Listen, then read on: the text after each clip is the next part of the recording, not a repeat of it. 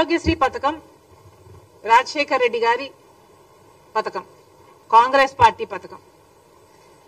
రాజశేఖర్ రెడ్డి గారు ముఖ్యమంత్రిగా 5 సంవత్సరాలుంటే 5 సంవత్సరాలలో రాజశేఖర్ రెడ్డి గారు ఎన్నో అద్భుతమైన పథకాలు చేస్తే ఆరోగ్యశ్రీ అందులో ఒకటి. ఈ ఆరోగ్యశ్రీ పథకం ఆయన డాక్టర్ కాబట్టి రోగులకున్న కష్టాలు, ఆ కుటుంబాలకు ఎదురయ్యే అప్పులు బాధలు అన్ని అర్థం చేసుకున్నవాడు కాబట్టి ఆరోగ్యశ్రీ పథకం ఎంత ముఖ్యమో గ్రహించాడు కాబట్టి తన పాదయాత్రలో ప్రజలకు అప్పులు అవుతున్నాయి అంశాలలో అనారోగ్యం ఒకటని గ్రహించాడు కాబట్టి రాజశేఖర్ రెడ్డి గారు ఆరోగ్యశ్రీ పథకాన్ని ప్రవేశపెట్టడం జరిగింది. ఆరోగ్యశ్రీ పథకం ఒక మన రాష్ట్రంలోనే కాదు, ఎన్నో ఇతర రాష్ట్రాలలో కూడా ఇది అద్భుతమైన పథకము అని దీన్ని సర్టిఫై చేస్తూ ఎన్నో పక్క రాష్ట్రాలు కూడా దీన్ని కాపీ చేయడం జరిగింది.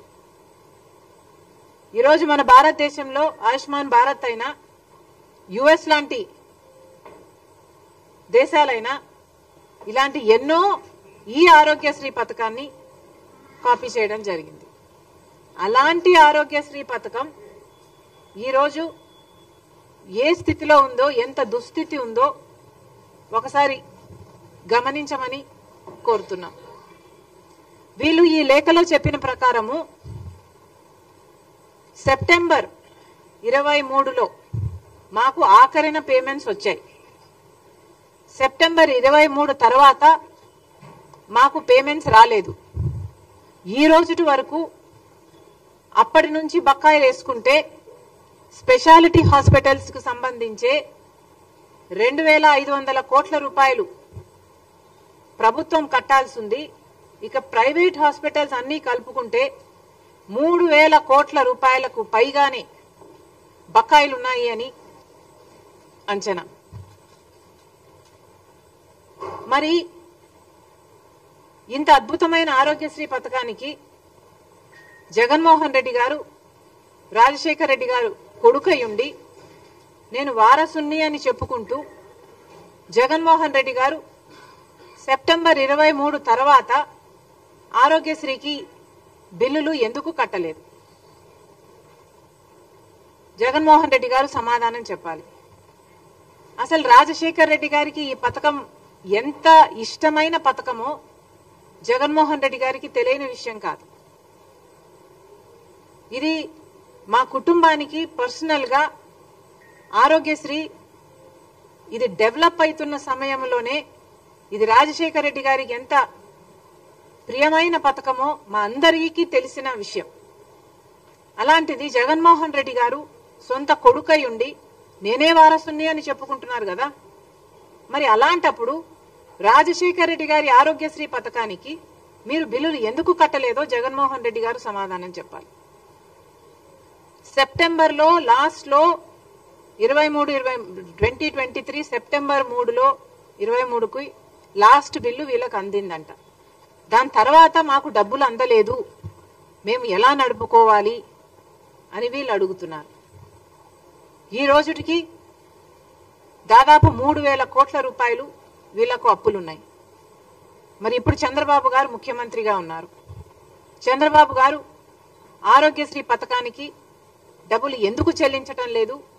ఈ అసోసియేషన్స్ వాళ్ళు మీ దగ్గరికి వచ్చి వాళ్ళ గోడు చెప్పుకొని ఆరోగ్యశ్రీ సీఈఓ దగ్గరికి వెళ్లి మల్టిపుల్ టైమ్స్ మా గోడు చెప్పుకున్నా కూడా మమ్మల్ని అర్థం చేసుకున్న పాపాన పోలేదు. ఎన్నిసార్లు మా నివేదికలు ఇచ్చి మేము అలసిపోయాము. ఆ ప్రభుత్వానికి ఈ ప్రభుత్వానికి, 2 ప్రభుత్వాలకి, అటు జగన్మోహన్ రెడ్డి గారి ప్రభుత్వానికి ఇటు చంద్రబాబు గారి ప్రభుత్వానికి ఇక మేము మా వల్ల కాదు అని వాళ్ళు ఈరోజు అల్టిమేటం ఇవ్వడం జరిగింది. మరి చంద్రబాబు గారిని అడుగుతున్నాం, ఇప్పటికి 2 నెలలైంది. మీరు స్వేరింగ్ ఇన్ చేశారు, ముఖ్యమంత్రి అయ్యారు, కూటమి ప్రభుత్వం. మీకు తెలుసు రాష్ట్రానికి ఉన్న ఇబ్బందులన్నీ మీకు తెలుసు. అయినా రాష్ట్ర భవిష్యత్తు నాది బాధ్యత అని మీరు భుజాన వేసుకొని కూటమి ప్రభుత్వం నేను చేయగలను, నాకు 40 ఏళ్ల ఎక్స్పీరియన్స్ ఉంది అని మీరు చెప్పి అధికారంలోకి వచ్చారు. భవిష్యత్తు బాధ్యత నాది అని మీరు చెప్పి అధికారంలోకి వచ్చారు. మరి కూటమి ప్రభుత్వం మీద అయినప్పుడు, ఎన్డీఏ ప్రభుత్వంలో మీరు ఉన్నప్పుడు ఇక్కడున్న మీ ఎంపీలే కాదు, ఆఖరికి వైసీపీ ఎంపీలు కూడా ఎన్డీఏలోనే ఉన్నారు. అందరూ కలిస్తే 25 మంది ఎంపీలు. బీజేపీ పార్టీ మన ఎంపీలను వాడుకుంటుంది. మరి ఇలాంటప్పుడు మనకేం చేస్తున్నారు వాళ్ళు? మనకు కనీసం ఆరోగ్యశ్రీకి కూడా బిల్లులు ఇచ్చుకోలేని స్థితిలో మనం ఉన్నాము. ఉంటే ఎన్డీఏ ప్రభుత్వం ఏం చేస్తుందో చంద్రబాబు గారు, బీజేపీ పార్టీ సమాధానం చెప్పాలి.